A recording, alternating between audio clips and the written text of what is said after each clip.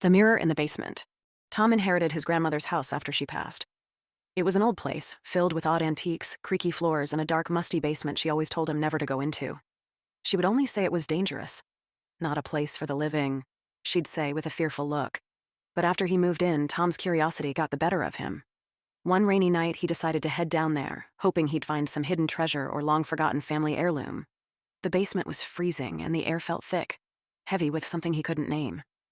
At the far end of the room, he noticed an enormous, dusty old mirror propped against the wall. It had an intricate frame, carved with twisted vines and faces that seemed to watch him as he moved closer. As he approached, he noticed something strange. His reflection was a fraction of a second behind him.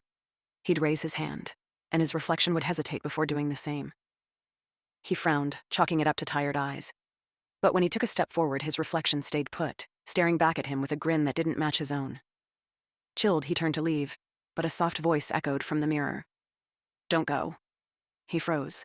His reflection was watching him, eyes dark and hollow, face twisted with a sickening smile. It mouthed the words again, silently but perfectly clear. "Stay with me." He backed away, but the reflection leaned closer, pressing a hand against the glass as if it were trying to push through. Tom turned and ran up the stairs, slamming the door behind him. But that night, he heard faint knocking coming from the basement door, slow and rhythmic as if someone was trying to get out. He didn't sleep. The next day, he tried to convince himself it was all in his head. But when he went back to the basement to check, the mirror was gone. He searched everywhere, but it had vanished as if it was never there. That night, as he brushed his teeth, he looked up at the bathroom mirror and felt his heart stop. His reflection was grinning at him with that same twisted smile.